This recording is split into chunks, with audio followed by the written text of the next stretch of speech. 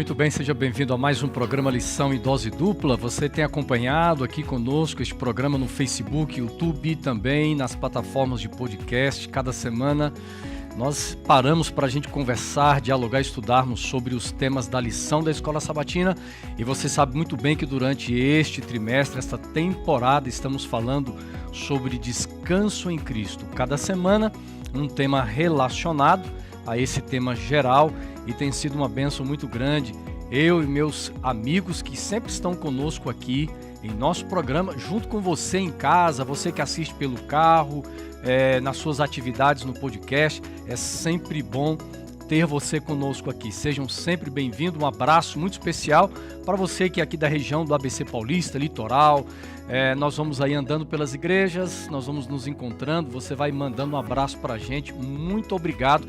E eu quero mandar um abraço muito especial. Olha, eu encontrei uma pessoa muito querida, a irmã Vera, lá de São Vicente, ali a região de Santos, né, irmã Vera? Esqueci agora o nome da sua igreja, viu, irmã Vera? Mas você está nos acompanhando. A irmã Vera deu um puxão de orelha em mim, pastor Robson. Ela me deu uma bronca. Ela falou: olha, você e o pastor Robson tem que parar de ficar pegando no pé do pastor Wanderson Domingues, do topete dele. Deixa o topete dele em paz. Irmã Vera, é a última vez, irmã Vera, que nós vamos falar do topete do Xará, Robinho. Teremos de falar. Hoje deu uma aumentada esse topete, né? Mas ela falou brincando. Irmã Vera, a senhora é maravilhosa, viu? Que bom que a senhora tem nos acompanhado. Ela falou com carinho, ela disse que ama assistir o nosso programa, que ela se diverte também. Né, pastor Robson? Hein, Robinho? Aqui é a oportunidade da gente falar aquilo que a gente gostaria e que a gente pode falar. Quase tudo, Não é que o topete resuma o que há de melhor no pastor Wanderson, né? Mas é como se fosse uma iconoclastia, né? É uma marca indelével, uma marca inconfundível. Ele destaca aqui essa região frontal aqui, né? Protuberante. Não há ninguém na terra com um topete como o dele. Mas ele tem outras virtudes, viu, pastor? Viu, irmã Vera? Irmã Vera, vamos aqui falar a verdade, irmã Vera. O pastor Wanderson tem muitas outras virtudes. Não é só o topete, ele é uma pessoa assim de uma sabedoria muito grande, um amigo que é um irmão nosso, né? É um irmão, a gente tem o privilégio aqui de trabalhar juntos. Eu falei pro Xará, eu queria ter um irmão, não tive, Deus me deu um amigo com o mesmo nome, então nós somos irmãos. Fico emocionado. Você não teve irmão, Xará. não? Não, só irmã. Sua irmã? Você é o bendito fruto lá, né? O Xará, irmão do coração. Na vocês, verdade, vocês dois, viu?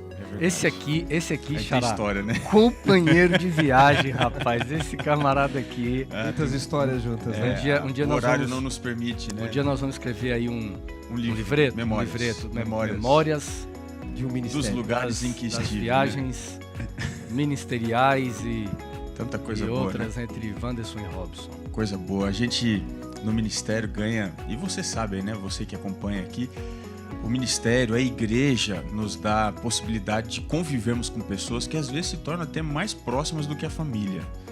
E a gente aprende a amar, respeitar, valorizar, porque a gente convive sempre. Então, valorize, inclusive, né, da sua classe aí, se você tem alguém muito perto, bem próximo aí, trate ele como se fosse o seu irmão aí. Como Exatamente. A gente tem esse carinho mútuo aqui. Esses dias atrás, fazendo um treinamento, e falei para eles a importância do ambiente familiar na unidade de ação da Escola Sabatina, e falei para eles de como é aqui, né? O antes de gravarmos, o nosso bate-papo, nós temos vontade de estarmos juntos. Isso é bom demais. E a amizade aqui é tão grande que tem coisas que eu olho pro pastor Robson, eu já sei até o que ele está pensando, o que ele quer fazer. Que não precisa, pelo olhar. Pelo olhar. Isso é amizade, Xará. É transmissão. Né? Quando a gente chega é igual os pais, né? Às vezes a mãe olha pro filho, o filho já entendeu tudo. Pastor Robson tem coisa que eu já entendo. Agora, pessoal, falando sério aqui no programa, algumas semanas atrás foi aniversário do Robinho. Lembra que a gente não tinha um presente, hoje tem. Aniversariante aí, né? Hoje eu trouxe Olha o presente. só, fique com ciúme você que está aí acompanhando. Tá aqui o presente do pastor Robson. Isso é o símbolo só do presente, É, né? exato. eles Tem querem, mais, então. eles, Tem querem, aqui, eles ó. querem me tratar bem, porque Tá eu vou aqui, morrer pastor. de desgosto, mas não de diabetes, Robinho, né? uma paçoca. Totalmente Vai light. ser só essa paçoca ou a caixa? Não, a caixa é pra gente dividir, manda, né? A gente pega Ah, a você vai paçoca dividir Vocês com não a vão gente? sortear isso aqui a também? caixa aqui também, ó. Vou até virar aqui já. vira ó. aí. Daqui A essa caixa é caixa sua, daqui, Robinho. isso, Agora pode isso. levar a caixa. Pronto, tá aqui, ó, tá guardado. Durante o programa você vai comendo aí, Robinho. A gente porque vai comendo. Você foi o É. aniversariante. Essa aqui acho que dá pra comer uma só, né? É sem açúcar. É, porque daí a gente fica muito santo também, a gente tem que ser um pouco... Eu planejo estar na grande multidão. né? Eu gosto daquela que vem com um pouquinho de açúcar. É, aquela que tem um paçoca lá. pouquinho, assim, um pouquinho, dedinho ali. De repente, se a produção trouxer um pouquinho de açúcar, a gente vai comendo Põe no também, meio. né, Xará? Não, essa tá boa, rapaz. Eu provei agora há pouco tempo aqui, viu, gente? Tá gostosa, viu? Aliás, Passa. né? Aliás, você lembra que antigamente tinha uns momentos assim da unidade de ação que o povo às vezes ia comer na casa do outro, marcava sexta-feira, o sábado. Isso era legal, né? E precisa ter. Precisa ter porque contexto bíblico, né, Xará? Você que é um estudioso do contexto bíblico, certa vez Jesus foi acusado pelos fariseus, mestres da lei, de comer com os pecadores. Mas havia um significado muito grande, além do desfrutar do alimento, mas havia um contexto social e espiritual quando se comiam juntos naquele tempo, né? Cear juntos no contexto bíblico, né, meus amigos? É mais do que encher a barriga. Muito mais do que isso. É dizer, eu amo você, eu aceito você, eu quero você na minha vida, não é? Daí a crise tão grande quando alguém negava comer na casa do outro, significa eu te odeio e quero a tua morte, né? Por isso que um rei, quando dá um banquete e os convidados não querem ir, ele manda matar até, não é? Então, no contexto bíblico é mais do que se alimentar apenas. É você compartilhar experiência, é você amar o outro, né? E a escola sabatina, ela precisa manter isso, né? Ir um na casa do outro, ter aquele bate-papo, aquela convivência. A escola sabatina não acontece só na classe de sábado, ela acontece muito antes, Exatamente. não é? É o que a gente estava comentando aqui. Nós não nos relacionamos só aqui, é verdade, cada um tem uma vida corrida, mas nós somos amigos, nós gostamos de estar juntos. Então esse daqui é um momento de prazer pra gente também. A gente não é um momento difícil pra gente esse, não é? E a escola sabatina na sua igreja deveria ser assim também. Eu vi uma cena essa semana que me chamou a atenção. Eu passei, voltando de uma igreja, aqui em São Bernardo do Campo, numa rua, nós paramos, eu e o pastor William, num semáforo, e eu olhei o nome do bar. Bar Os Desestressados. Era sábado, mais ou menos ali, logo depois do pôr do sol, fiquei observando, né? Eu peguei o nome do bar e eu fui tentar olhar o contexto do bar. O bar estava cheio, pessoas dentro, fora, conversando, rindo, com a lata de bebida na mão. Os desestressados. As pessoas hoje do mundo, elas vão, por exemplo, a um bar para desestressar, para se alegrar, para sorrir. E Deus proporcionou, dentro do contexto religioso, muitos momentos para nós não apenas nos desestressarmos, mas para a gente experimentar a verdadeira alegria, o verdadeiro relacionamento entre pessoas, né? Então, nosso apelo aqui, é muito bom trazer esse assunto, porque nós precisamos desenvolver isso de uma forma intencional, de uma forma planejada e executável nas nossas igrejas, classes de unidade de ação da Escola Sabatina. E lembrando, né, amigos, que a unidade de ação, ela também favorece um melhor estudo, um melhor compartilhamento da palavra de Deus, um melhor ensino. Onde eu tenho passado, eu tenho dito que nós não podemos mais ter lição geral.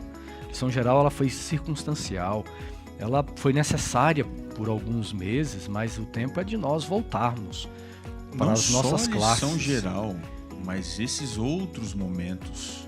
Como Exatamente. reuniões, pequenos grupos. Inclusive, aqui fica a dica, a classe dos professores. Exato, pastor Robson. A gente precisa pensar nisso, porque aqui está a formação, talvez, eu não sei se eu estou exagerando, talvez a Escola Sabatina seja o maior celeiro de preparo de líderes para a igreja. Exatamente, eu concordo. Porque você aprende tudo ali, né? E a classe dos professores, ela é fundamental para a formação de novos líderes de classes, professores. A classe dos professores, ela é fundamental para capacitar, para treinar, para planejar o trabalho, para manter o foco, né? Então a igreja os líderes de escola sabatina se reúnem numa classe dos professores, e hoje com ferramentas online é fácil. Olha, uma irmã esses dias atrás me disse: pastor, nós fazemos a classe dos professores pelo WhatsApp, porque eles moram numa região que é difícil o acesso à plataforma Zoom, por exemplo. Eles fazem aqui no WhatsApp, eles ligam, é uma igreja pequena, então eles fazem aqui. Eu achei muito interessante, são as possibilidades, e eu vejo que é um tempo da igreja se levantar fortemente para voltar a fazer da escola sabatina o coração da igreja. Exatamente, essa frase é forte, né? O coração da igreja. E isso passa pelo estudo da Bíblia e também pela ministração, pedagogia, né? Eu me lembro bem, na época de colégio, só para encerrar esse assunto aqui, a escola sabatina, ela me ajudou muito a entender como pregar. Na minha época, lá, quando fazia faculdade, tinha classe de professores e os professores faziam questão. Eu sei que alguns não gostam de fazer isso, mas eles faziam a pedagogia de resumir o conteúdo da lição em 3 pontos, bem organizados, divididos. E eu tenho aqui alguns resumos de lição que me ajudam até a fazer sermões. Isso é importante para você que está começando, usar esse recurso aqui que a gente tem, já está pronto para formar líderes e assim fortalecer a igreja. Muito bem, foi bom, valeu dar esse recado, fazer menção a estes pontos tão importantes da escola sabatina, que são princípios, né? Mas agora nós vamos então focar um pouco na parte do ensino, porque é uma das colunas da escola sabatina, uma delas é o ensino. E dentro do contexto de ensino, o ensino não é só a lição, envolve de uma forma mais ampla, que não vai dar tempo da gente falar agora, mas chegamos à 13ª lição, 13º tema. Terminou, né? Estamos terminando um trimestre e eu quero então convidar o nosso xará para orar por todos nós. Senhor Deus e Pai, começamos o último estudo do nosso trimestre. Estudamos ao longo de 3 meses sobre os mais diversos aspectos do descanso no Senhor. E agora suplicamos que Teu Santo Espírito seja nosso professor. Que o Senhor nos ajude a encontrarmos a alegria do cristianismo, ao descansarmos na salvação que o Senhor nos dá, em tempos escuros neste mundo. Que o Senhor use a cada um de nós, a escola sabatina, para devolvermos a luz da alegria de andarmos ao Teu lado. Fica conosco nesse estudo. Oramos por Jesus. Amém. Amém. Amém. Meus amigos, o texto final que foi utilizado aqui na lição, 1 Coríntios capítulo 2, versículo 9, eu quero ler esse texto e brevemente, em segundos, eu gostaria que vocês trouxessem assim o que nós podemos esperar do tema desta semana aqui em nosso programa. 1 Coríntios capítulo 2, verso 9, o apóstolo Paulo escreveu assim: mas, como está escrito, nem olhos viram, nem ouvidos ouviram, nem jamais penetrou em coração humano o que Deus tem preparado para aqueles que o amam. Que texto formidável esse escrito por Paulo. O contexto aqui, ele é mais extraordinário e pode pregar uma peça. Aqui, Paulo não está falando da eternidade. Ele está falando aqui da ação do Espírito.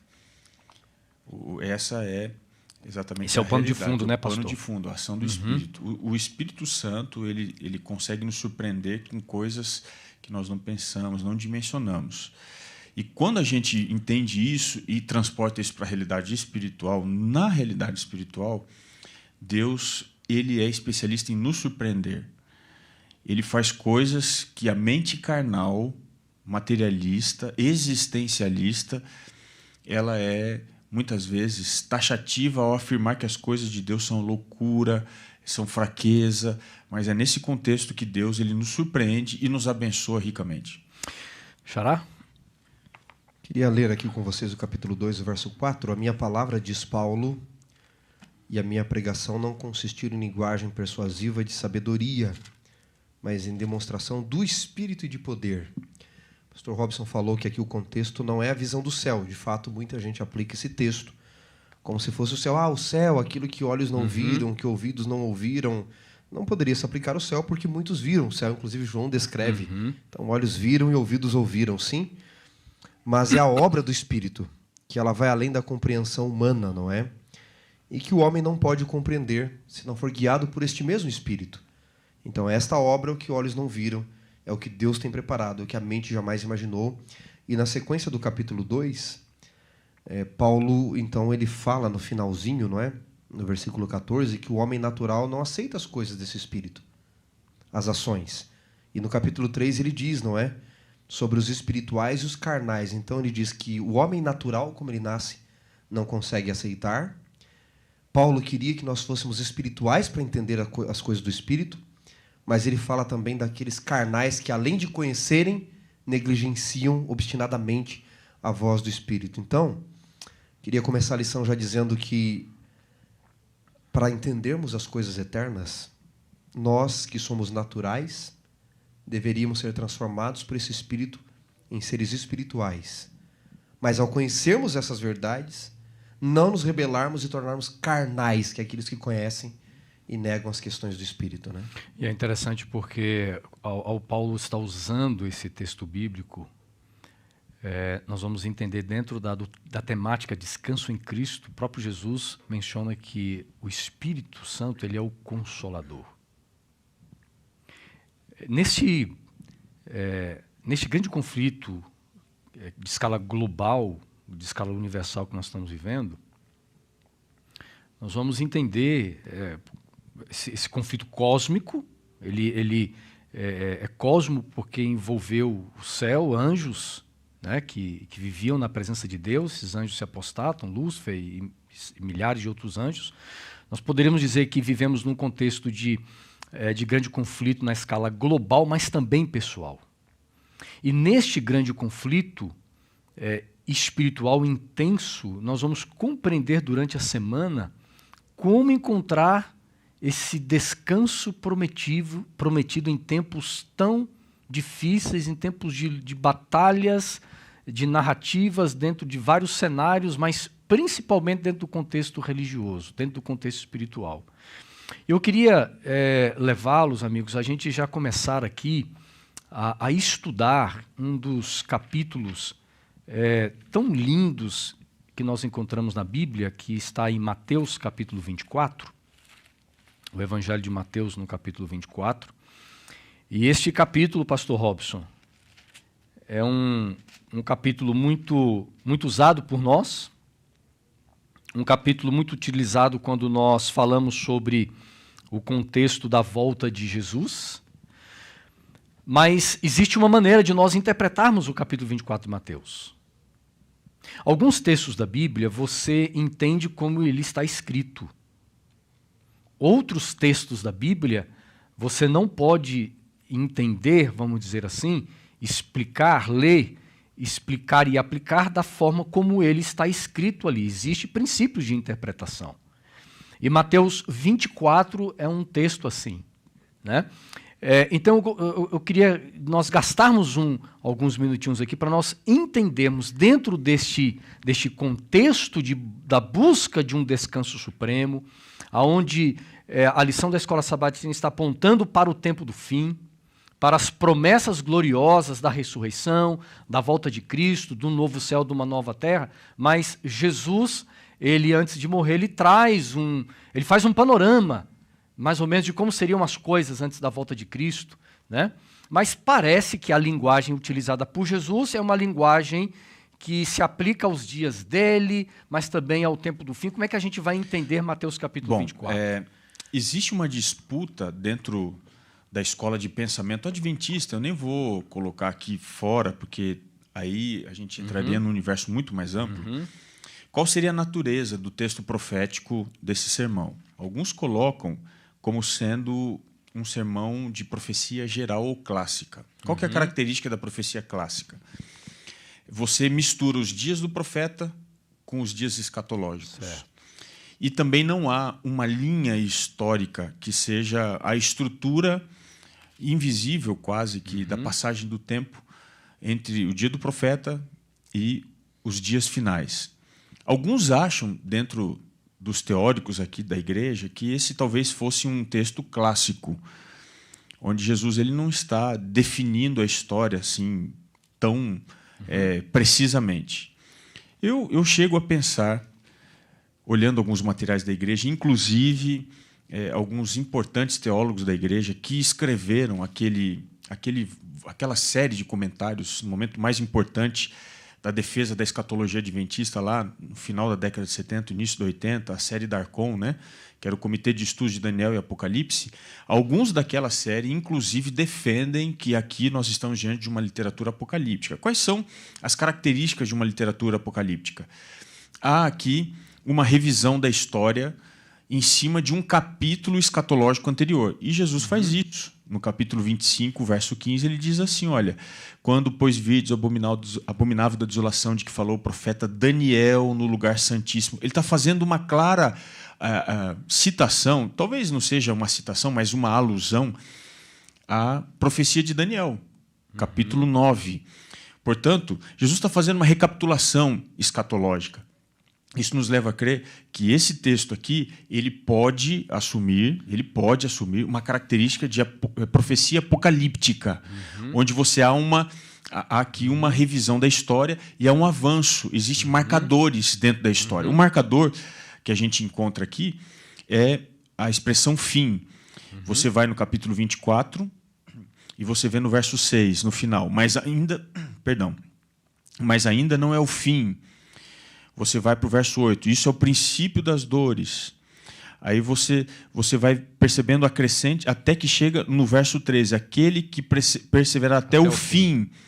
E no verso 14 diz, então virá o fim. Ou seja, Jesus... Verso 14 também, né, pastor? Jesus está construindo uma ideia do fim, usando como pano de fundo as profecias anteriores, apocalípticas. Isso talvez nos dê aqui uma segurança em pensar que esse é um texto apocalíptico. Só que tem um detalhe aqui bastante interessante. Existe um pano de fundo aqui na introdução do sermão que pode nos ajudar a entender a complexidade da natureza do fim. Jesus está numa disputa aqui com os líderes religiosos e no final do capítulo 23 ele diz assim, olha, a casa de vocês vai ficar deserta.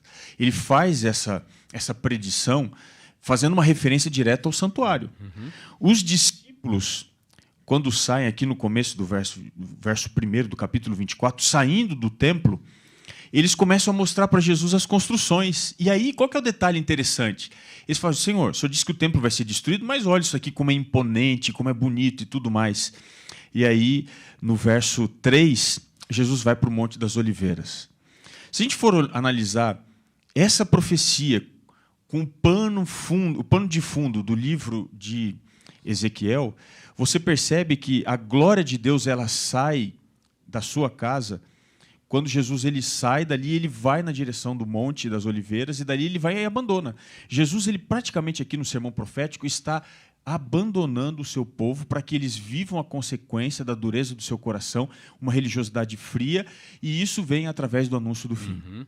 Essa é uma ideia interessante por detrás do sermão profético, onde Jesus diz, olha, eu estou saindo daqui, ele até chega a dizer, vocês não me verão mais até que eu venha no reino do Pai. E aí, então, ele dá essa noção do fim. Uma coisa interessante também, pastor Robson, é nós olharmos o discurso escatológico de Cristo a partir da pergunta dos discípulos, né? A maioria das pessoas acham que eles fizeram uma pergunta só, mas eles fazem 3 perguntas. Quando Jesus fala do templo, eles perguntam, dize-nos quando sucederão essas coisas, ou seja, a destruição do templo. Aí eles perguntam, que sinal haverá da tua vinda? E eles não perguntam no plural, eles perguntam no singular.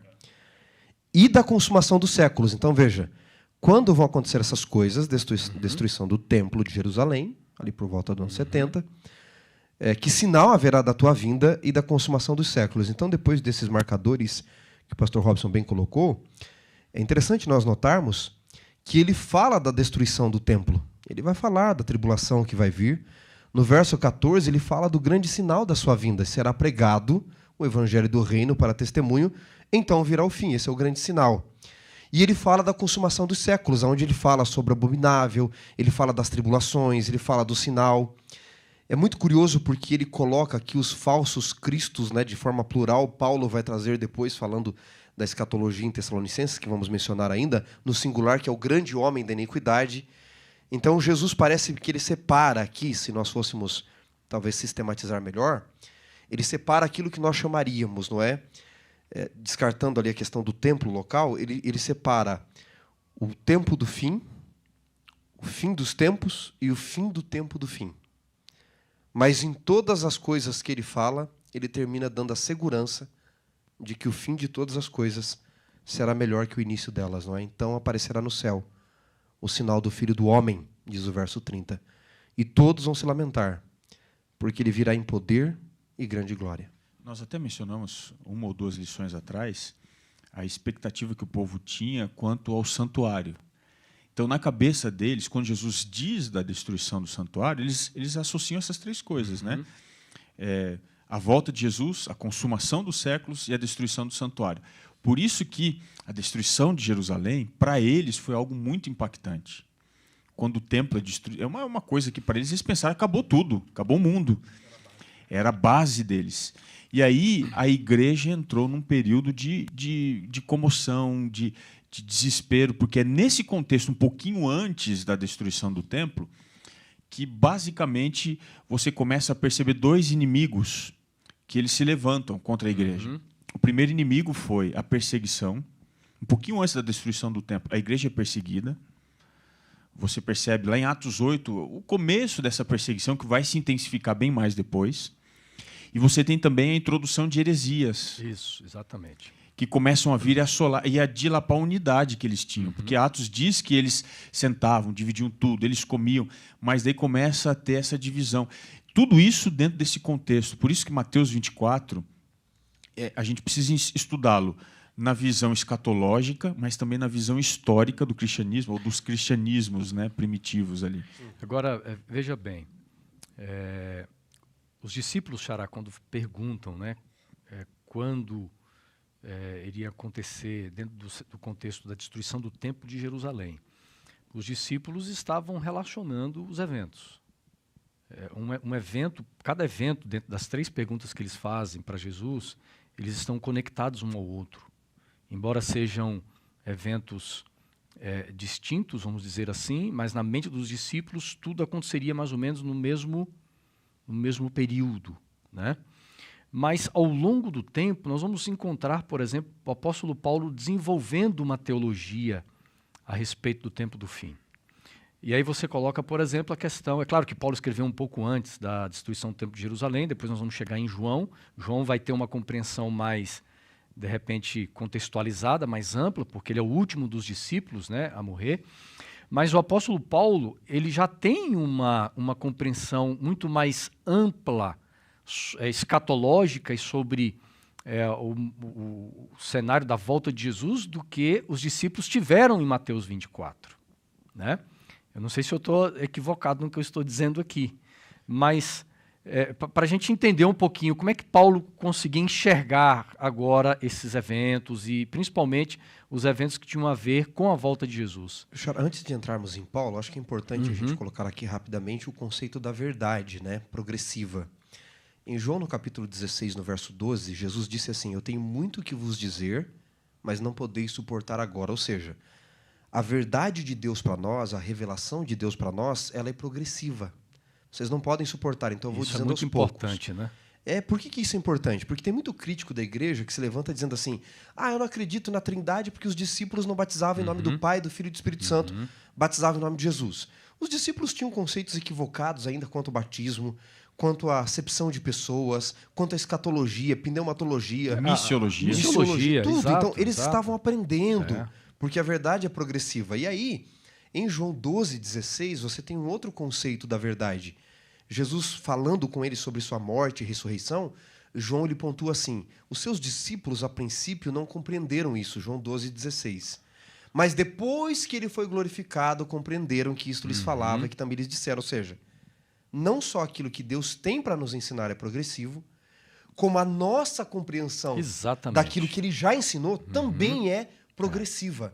Então eles estão crescendo. E aí nós vamos entrar em Paulo. Por isso que eu queria falar isso, mencionar isso. Ô Xará, até na história da Igreja Adventista nós vamos ver de forma tão clara esse movimento da revelação progressiva de Deus e também a compreensão progressiva do que Deus revela. Outro dia eu estava numa igreja aí, alguém me disse assim, você sabia que o marido de Ellen White era antitrinitariano? Eu disse, sabia. Primeiro, ele não era o antitrinitariano de hoje, ele era contra o trinitarianismo espiritualizador, que era uma outra crença. Mas eles também, no começo, não guardavam o sábado, comiam carne de porco, depois passaram a guardar o sábado de meia-noite a meia-noite. Exato. Porque as questões de regime alimentar. Isso, né? Você precisa respeitar os passos históricos e como Deus trabalha com a igreja ao longo dos séculos. Voltando a Paulo. Então, nós temos uma compreensão limitada nos discípulos desses mais diversos aspectos, e em Paulo você começa a ter um desenvolvimento melhor. Mas mesmo em Paulo, nós temos uma dificuldade. Por quê? Na primeira carta ele diz, nós os vivos, 1 Tessalonicenses 4,16. Eu vou estar entre os vivos. Na última carta a Timóteo, ele diz, o Senhor vai me dar a coroa da justiça naquele dia. Ele já mudou. Então é compreensivo isso, né? Sobre Paulo... Ele não muda a teologia, mas ele muda o ponto de vista dele. O que acontecia? Por exemplo, a primeira carta... Aliás, o primeiro documento do Novo Testamento, isso daqui há uma certa segurança em se afirmar isso, não é nenhum evangelho, mas é a primeira carta de Paulo aos Tessalonicenses, por volta do ano 51. Se Cristo morreu no ano 31, nós estamos falando 20 anos após a morte de Cristo. 20 anos, o que não é muita coisa, não é muito tempo. Pastor Robson, qual o capítulo para os nossos amigos aí na primeira carta de Paulo aos Tessalonicenses? Nós vamos dar uma olhadinha aqui, é o capítulo que o pastor menciona, é o 4. Primeira carta de Paulo aos Tessalonicenses, capítulo 4. Tá. Eu queria mencionar uma coisa sobre a carta de Tessalonicenses. A primeira, ela nos ensina algumas coisas interessantes sobre o pensamento teológico do fim. A carta de Paulo aos Tessalonicenses, ela é dividida tendo como base a volta de Jesus, a parousia. Quer ver só que interessante? Todas as grandes sessões de Paulo nesta carta, elas terminam com o tema da volta de Jesus. Ou seja, Paulo fala de algumas coisas, mas ele traz isso à luz da volta de Jesus. Por exemplo, capítulo 1, verso 10. Ele coloca no final aqui da ação de graças, e para aguardardes dos céus o seu Filho, a quem ele ressuscitou dentre os mortos, Jesus Cristo, que nos livra da ira vindoura. Aí ele entra na segunda parte, no capítulo 2, e no verso 19 e 20, quando ele vai terminar, ele diz, pois quem é a nossa esperança ou alegria ou coroa em quem exultamos, na presença de nosso Senhor Jesus em sua vinda, não sois vós? Sim, vós sois realmente nossa glória e nossa alegria. Uma outra seção, capítulo 3, o verso 13. A fim de que seja o vosso coração confirmado em santidade, isento de culpa, na presença de nosso Deus e Pai, na vinda de nosso Senhor Jesus, com todos os seus santos. Capítulo 4, verso 17 e 18. Depois nós, os vivos, os que ficarmos, seremos arrebatados juntamente com eles entre nuvens, para o encontro do Senhor nos ares, e assim estaremos para sempre com o Senhor. E, finalmente, capítulo 5, 23, o mesmo Deus da paz vos santifique em tudo, e o vosso espírito, alma e corpo sejam conservados íntegros e irrepreensíveis na vinda de nosso Senhor Jesus Cristo. Ou seja, tudo que Paulo vai tratar nessa carta, ele trata sobre a ótica do quê? Da vinda, da volta de Cristo. E para ele, conforme o pastor acabou de colocar aqui, o xará, o pastor Wanderson Domingues, a compreensão da escatologia, da parousia, seria nos dias dele. Ele coloca aqui, olha, no capítulo 14, né? Depois nós, os vivos. Essa é a compreensão dele. Mas não é só a compreensão do ano 51. Um pouquinho adiante, se você vai para a primeira carta de Paulo aos Coríntios, você percebe que essa presença estava lá ainda, dessa ideia da volta iminente de Jesus. Você percebe aqui, por exemplo, no capítulo 15, diz assim o verso 50 e 51. Isto afirma, irmãos, que a carne e o sangue não podem herdar o reino de Deus, nem a corrupção herdar a incorrupção. Eis que vos digo um mistério. Nem todos dormiremos, mas transformados seremos todos. Ele diz assim, nem todos dormiremos. O que ele está falando aqui? Nós não vamos morrer todo mundo aqui. Então, na concepção dele, ele estava colocando aqui a volta de Jesus como sendo algo provável de acontecer ainda nos seus dias, ou quem sabe no fim do seu ministério. Então, essa era a expectativa. Agora, vamos analisar isso mediante... Paulo deve ter morrido, provavelmente, no ano 68, né? 69, um pouquinho antes da destruição da cidade de Jerusalém. Então, você imagina, Paulo, que foi o grande gênio do Novo Testamento. Ele escreveu muita coisa. Viu, pastor Robson? Só me veio à mente rapidamente aqui. Será que Paulo estaria com uma esperança, uma expectativa enorme Ou poderíamos colocar como um grande equívoco aguardar a volta de Jesus naqueles dias? Você percebe que todos os profetas, eles têm alguma luz, não toda a luz. Uhum. Ele não tinha toda a luz de quando isso ia acontecer. Então, eu acho que Deus faz isso pedagogicamente para que a gente ainda mantenha dentro do coração gosto. Assim como, se você for pegar nós, adventistas, Ellen White, que foi a voz profética para nós, ela chega em muitos momentos a também colocar essa expectativa como da volta de Jesus nos seus dias. Ela viu muita coisa, mas não viu tudo. Eu acho que todas as gerações têm isso, né? Exatamente. Porque nós temos essa esperança de ver a volta Todo de mundo Cristo tem. em nossa geração. Por isso que... desculpa, depois eu continuo aqui, Xara, pode? Não, eu só ia mencionar que todas as gerações fiéis viveram com a esperança que Jesus fosse voltar em seus dias, e não estava errado. A de Paulo, a de 1844, porque viver um cristianismo como se você soubesse, entendesse na sua certeza, olha, eu vou viver aqui, mas eu sei que Jesus não vai voltar em meus dias. É como preparar uma festa de casamento sabendo que a noiva não vai aparecer. Então, não prepare, não viva o cristianismo. Então, nós temos que viver, sim, acreditando que ele vai voltar em nossos dias, não é? Essa é a esperança que nos move. E como dizia um velho amigo pastor, não é, que já aposentou, ele dizia, olha, eu espero há mais de 50 anos, mas se ele não vem, eu vou. De alguma forma, o encontro vai acontecer, né? E dentro desse conceito da iminência, da expectativa grande, a gente observa uma coisa. A igreja foi sendo impactada. Porque imagina, Paulo morre um pouquinho antes da destruição de Jerusalém. Pedro também morre ali, um pouquinho antes. Alguns apóstolos morrem ali. A igreja é chacoalhada. Aí vem a destruição, ou seja, o santuário deitado abaixo. A cidade de Jerusalém, que durante algum tempo se tornou o epicentro do cristianismo, e já há algum tempo não era mais, mas detinha ali algumas pessoas influentes do cristianismo, que ainda permaneciam, com a destruição de Jerusalém, parece haver nenhum futuro, ou nenhum futuro muito longo para a igreja. O único, talvez mais significativo, é o profeta João. Que não havia morrido. Que não havia morrido, estava né? ali. Né? E foi ele que ajudou a igreja, nesse contexto, a enfrentar esse momento de dificuldade, de ansiedade. E, a meu ver, se me permitem, não está aqui no guia, mas eu só queria ler uma passagem do Evangelho de João aqui, só para corroborar um pouquinho o que eu quero dizer aqui. Quase no finalzinho, na conversa que Jesus tem com Pedro, ele diz assim, né? Você vai morrer, Pedro. Aí Pedro, não satisfeito com a afirmação que Cristo faz, ele começa a olhar para o lado. Tá, eu vou morrer. Mas daí ele vê João. Diz assim, Senhor, tudo bem, eu vou morrer. Mas e esse camarada aqui? Aí Jesus diz para ele aqui, né? Verso 22. Se eu quero que ele permaneça até que eu venha, que te importa? Quanto a ti, segue-me. Verso 23. Então se tornou corrente entre os irmãos o dito de que aquele discípulo não morreria. Então, qual que era o termômetro da volta de Jesus? Era o apóstolo João. Eles olhavam para o João e ele começou a ficar com o cabelinho branco. Pô, falei, Jesus está voltando. Ele está para chegar. E foi ficando arcadinho assim, né? Ele foi levado lá para a Ilha de Patmos. O povo dizia, esse camarada, ele é duro de morrer. Viu, Rob? Teve um evento que aumentou essa questão, não é? Porque no ano 80, Domiciliano colocou João num caldeirão fervendo de óleo. Exatamente. É a segunda tradição. E ele não morreu, então isso aumentou aí o mais povo dizia, ainda a não, especulação, Jesus está fazendo isso para que a gente se prepare, a gente tem que ir.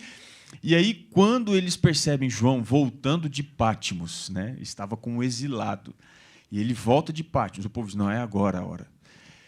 E Deus, eu penso que preservou a vida de João e até mesmo permitiu que essa crença que não era verdadeira se espalhasse, porque a igreja enfrentaria um dos seus maiores vilões, que não era agora a perseguição, nem mesmo por Domiciano, nem mais por ninguém, mas era a introdução de falsas heresias, que chacoalharam a base e tiraram a paz.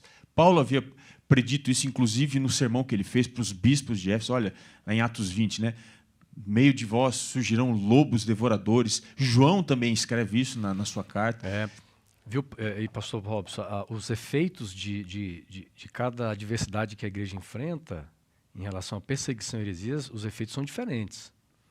Sempre na história cristã, do movimento missionário cristão, a perseguição sempre foi algo doloroso para a igreja, muito difícil para a igreja, mas a perseguição sempre promoveu espiritualidade, movimentos de reavivamento e uma grande expansão da igreja. Mas quando entra as heresias, é exatamente o contrário. A heresia, quando ela entra dentro de uma igreja, ela não promove espiritualidade, não promove reavivamento, tá certo? Pode até tentar promover algum tipo de reforma radical, mas não é uma reforma produzida pela ação do Espírito Santo. Não é de decreto, né? Exatamente. E muito menos, heresia não promove crescimento missionário e evangelístico na igreja. É terrível. Isso encolhe na igreja. E se a gente for parar para pensar, e eu já passo aí para ti, Xará, é o seguinte. Quando João ele tem a visão do Apocalipse, a igreja estava enfrentando talvez o algoz que fosse capaz de aplicar uma ferida de morte. O gnosticismo e outras formas mais de heresia que tinham se levantado entre o povo. E João já sabia que ele não tinha mais força, não tinha muito tempo de vida. E eu imagino que na cabeça dele deva ter se levantado uma dúvida. E quando eu morrer? Como é que vai ficar essa igreja? Eu acho que havia muitas dúvidas, né, pastor Robson? Era a última testemunha ocular. Porque, veja bem, eu penso a respeito de Apocalipse capítulo 1, quando João é enviado à ilha de Patmos, João ele tinha um perfil pastoral. Ele era um pastor de ovelhas. Você percebe pastor isso da igreja de Éfeso, né? você percebe no que ele escreve. João era aquele indivíduo preocupado com a igreja, preocupado com as ovelhas. O que vai ser da igreja agora? Eu já estou velho, quem vai cuidar dessa igreja? E Apocalipse 1, eu sinto o seguinte, que quando as portas se fecham para João, e João exilado na ilha de Patmos, Ellen White diz no livro Atos dos Apóstolos que João sentiu a presença de Deus, a presença de Jesus naquele lugar, e embora as portas na terra estivessem fechadas para João, tem uma porta no céu que se abre para ele, onde Deus revela coisas extraordinárias para aquele homem. É como se Deus estivesse dizendo, João, foi um presente de Deus para João a visão. É Deus consolando ele. Eu acho uma coisa interessante, é o seguinte, existem 11 registros de aparições de Jesus depois da sua ressurreição para discípulos. Uhum. Paulo, lá em Coríntios 15, diz que ele apareceu primeiro para Cefas, depois para os 12, e apareceu, inclusive, para 500 que estavam ali na região da Galileia, depois apareceu para mim.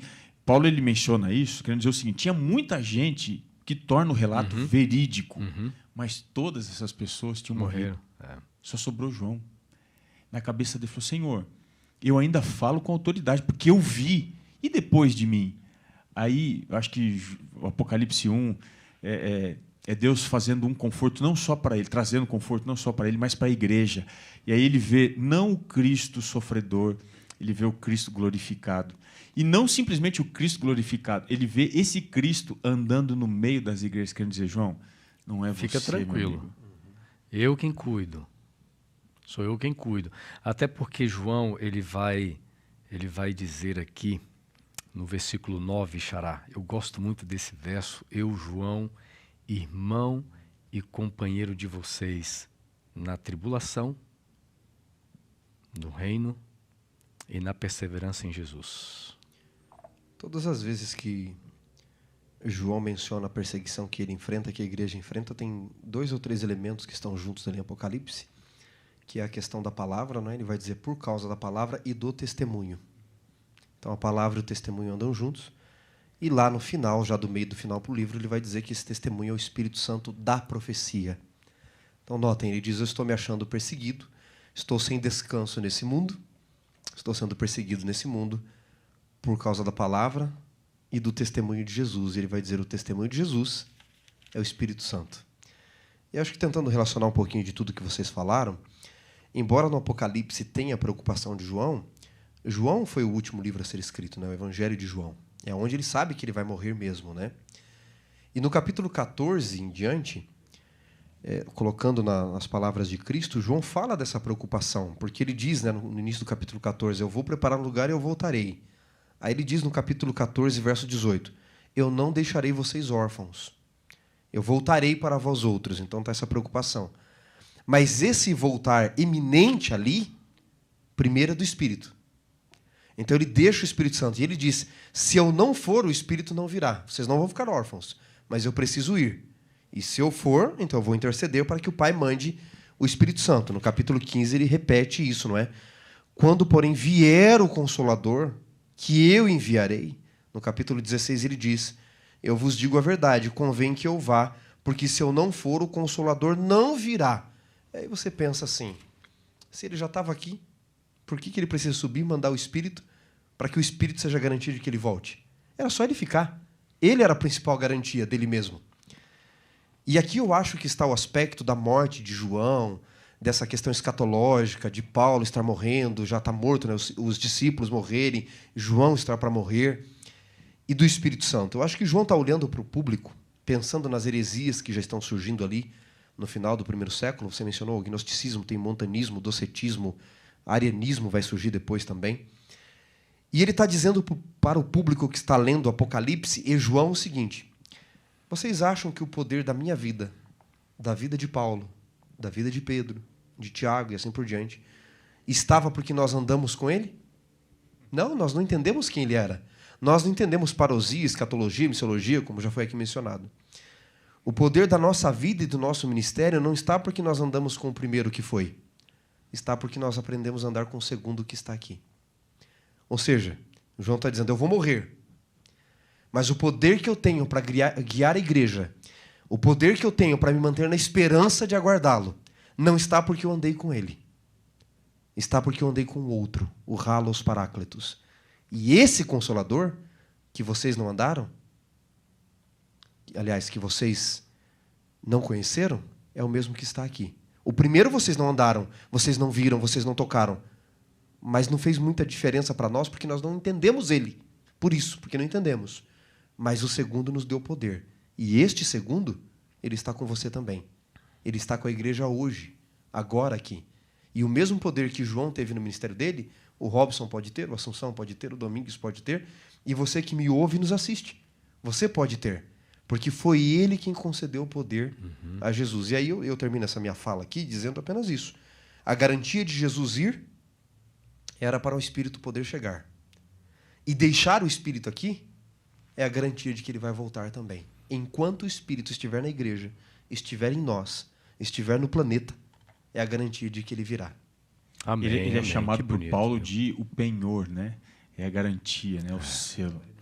Olha, amigo, você que está nos acompanhando aí, compartilha a nossa live, tá bom? No Facebook, vai fazendo os comentários, marque amigos para que muita gente, né, Xará, possa também assistir. Já compartilhou? Vai lá, alguns segundinhos aí, tem uma setinha bem embaixo no Facebook, clica nela, compartilha, né, Pastor Robson? Compartilhar é importante a nossa live. Isso faz diferença. Nosso programa. Ah, mas eu assisto pelo YouTube, então copia o link, manda aí para o máximo de pessoas que você tiver contato no WhatsApp, né? Essas ferramentas que você utiliza aí, tá bom? Pastor Robson, vamos tentar relacionar aqui Apocalipse capítulo 1, até um pouquinho com o nosso contexto, né? Passamos meses dentro de um cenário de pandemia, igrejas fechadas. Eu percebi muitos irmãos preocupados, muita gente perguntando o que vai ser da igreja. E agora, nessa transição que estamos passando agora, as coisas voltando ao normal, e quando eu digo normal, também é um perigo voltar ao normal, porque Deus não quer uma igreja normal, não há uma normalidade dentro de um movimento extraordinário que Deus quer fazer. Porque quando a gente fala do normal, eu estou falando daquilo que nós somos saudosistas, falamos agora há pouco. Nós somos companheiros de almoço, nós somos companheiros de pequeno grupo, companheiros de projetos missionários. Aí, de repente, João chega e diz assim, irmãos, nós somos companheiros de quê? De tribulação, nós somos companheiros de perseguições, nós somos companheiros de tempos difíceis. E nesse tempo que estamos vivendo, eu acho que o verso que você leu, Robinho, ele é fundamental. Quando João viu que aquele ser andava no meio dos candelabros de ouro. Foi um recado, né? Direto. E lá no final, né? No final do capítulo 1, nós vamos ter ali o que significa os candelabros, né? No versículo 20, né, Pastor Robson? Tem uma estrutura de revelação progressiva também, que está presente em todo o livro do Apocalipse, que há uma diferença entre aquilo que é visto e aquilo que é ouvido. A gente percebe isso no verso 10. Primeira coisa que é descrito aqui, capítulo 1, verso 10, ouvi por detrás de mim. Primeiro, na profecia, no Apocalipse, o apóstolo ouve, depois ele vê. Ele ouve primeiro uma grande voz, como de trombeta. A imagem de trombeta remete a juízo. Então ele ouve uma coisa por detrás. E às vezes parece não ser claro.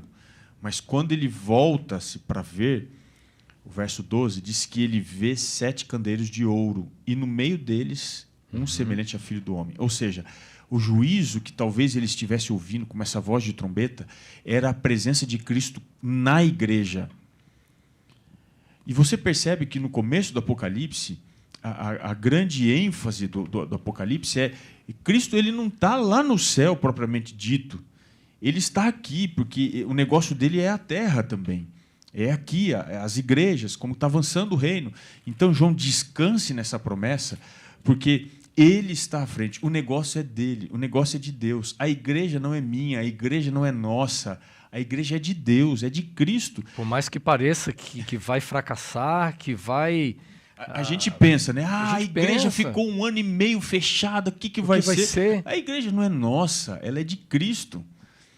E tem um fenômeno interessante, que toda vez que a igreja passa por provação, ela sai fortalecida, sai purificada, sai mais viva, mais conectada com Deus, com Cristo. A gente tem que lembrar disso nesse contexto que nós estamos vivendo de pós-pandemia. Alguns ainda estão vivendo esse contexto complicado, delicado, de a igreja não sair, não avançar. Meu querido amigo, descanse, porque essa igreja não é nossa, não é minha, ela é de Cristo. Ele Isso é muito lindo.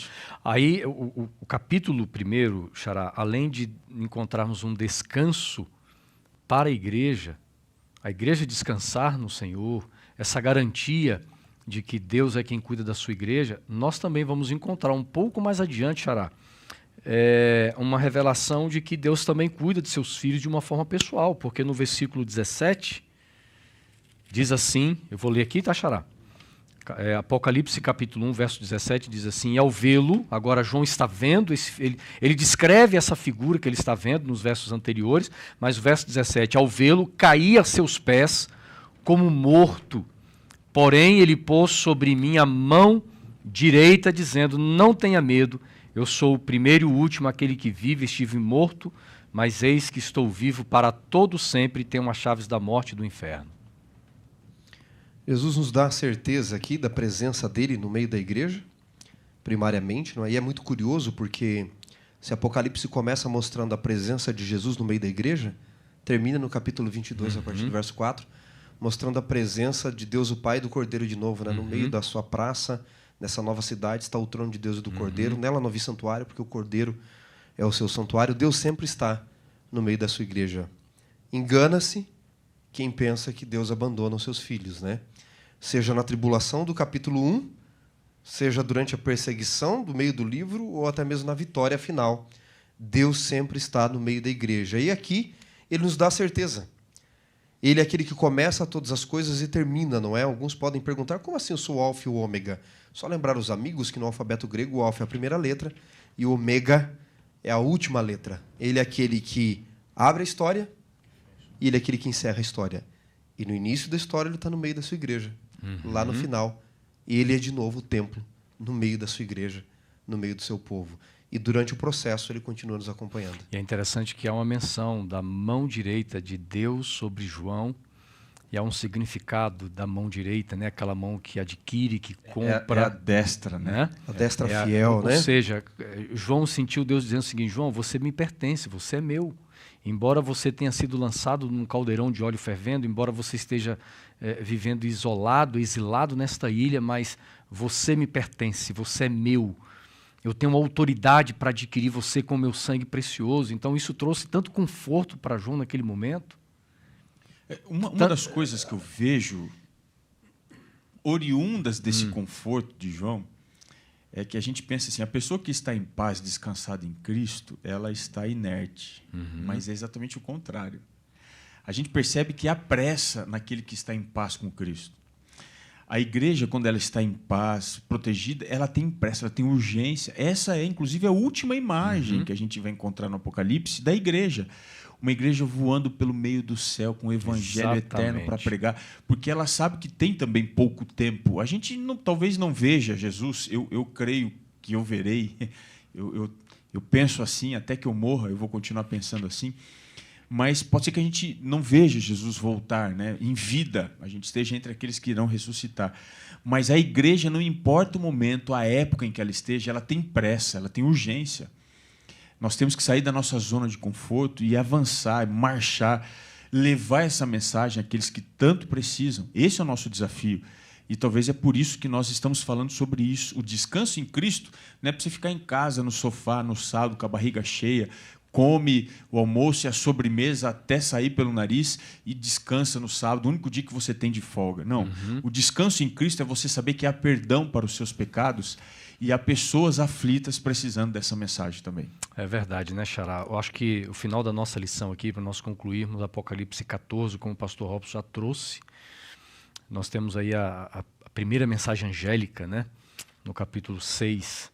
Eu acho que é tão poderoso esse lembrete de Deus para o seu povo no tempo do fim. A forma como nós já colocamos aqui, em relação ao sábado, a forma como nós, o povo remanescente, vive o sábado, mas a lição está nos levando a entendermos o seguinte: como vive o povo descansado no tempo do fim. Como vive o povo que experimenta o descanso em Jesus no tempo do fim. E Apocalipse é um convite para esse modo de viver. A esperança, né, que Apocalipse nos dá, não é? A lição vai entrar em outros termos da morte e do descanso. Notem que quando Jesus fala que é o alfa e o ômega, ele diz que tem as chaves da morte e do inferno.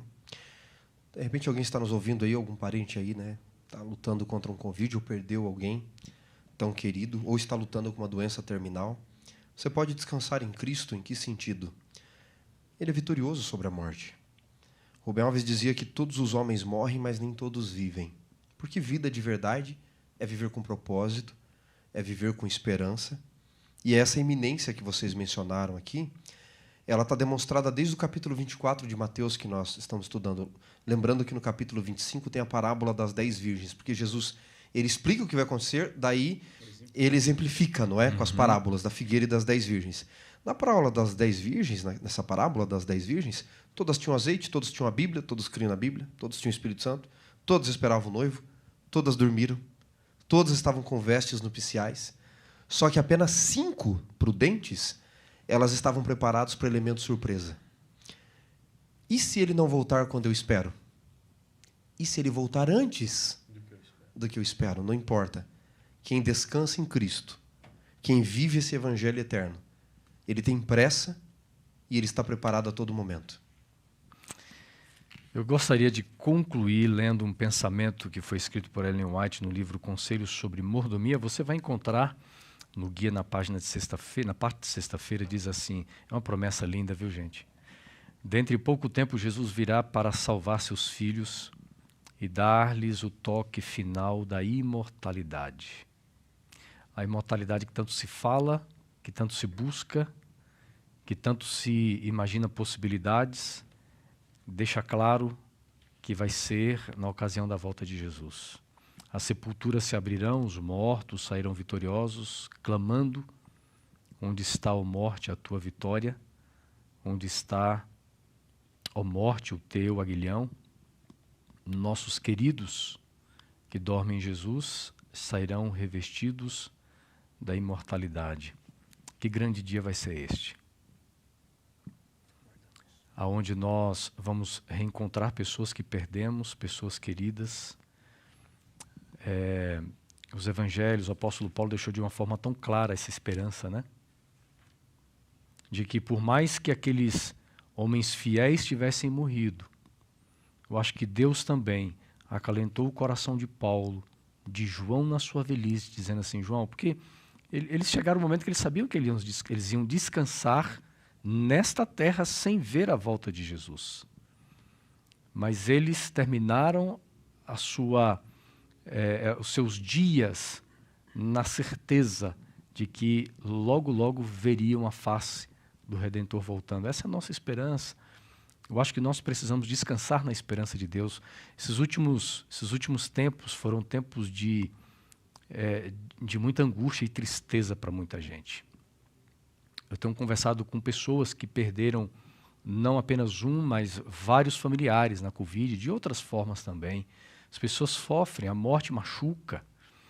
Mas eu quero lembrar você de que nada é tão doloroso, nada pode machucar tanto você, que Deus não possa trazer o alívio, que Deus não possa trazer consolo, que Deus não possa trazer esperança, porque Ele traz. E é dessa forma que a gente vai vivendo, né? Deus nunca prometeu que nós vamos viver os últimos dias separados de tragédias, mas Ele diz assim, mas eu vou estar com vocês. Esse é o consolo do Senhor. É assim que nós terminamos aqui a lição em dose dupla neste trimestre, tendo a certeza de que é possível viver num mundo tão chato, tão difícil, tão ruim, mas vivermos o descanso em Cristo Jesus, amigos. Que Deus nos abençoe.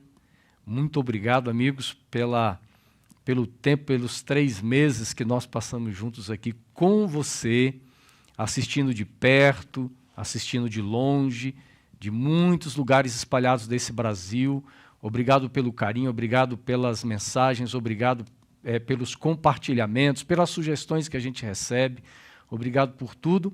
E vamos nos encontrar quando? Próximo trimestre, hein? Semana que vem. Mas também vamos nos encontrar na eternidade, né, Xará e Robinho? É isso aí? Assim, amém. Eu digo amém para isso. Que seja logo, né? Que seja logo. Ia ser tão lindo se Jesus voltasse esse ano ainda, né? Eu fico lembrando aqui das palavras de Lewis, quando você falava aí. Ele diz assim, né? Se a esperança que se tem fosse apenas para esta vida, se não houvesse mais nada para sonhar, mais nada além para acreditar, que esperança mais perdida. E aí ele termina dizendo assim, eu prefiro crer que Cristo vive e vai voltar. E a esperança que Ele me dá excede tudo que esse mundo possa fazer comigo. Tudo. Ele diz, não que eu queira me esquivar das lutas desse mundo, mas que eu prefiro crer naquilo que vai durar para sempre. Como essa esperança nos dá descanso, não é? Em meio às lutas. Amém, amém. Descanse, né? Descanse nisso. Podemos terminar com a melhor forma possível? Vamos orar, né, Pastor Robson? Vamos orar? Pastor Robson, antes de você orar, eu não posso deixar de dizer o seguinte, semana que vem, Xará, o nosso programa é o programa especial, Pastor Robson, porque completa 1 ano de lição em dose dupla. 1 ano. Mas já? 1 ano. 1 ano de lição em dose dupla. Passa rápido, né, Xará?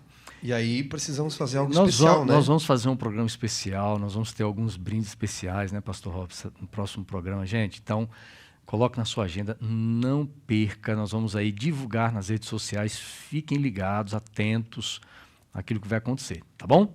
Um abraço, Pastor Robson, abençoe a todos nós. Vamos orar.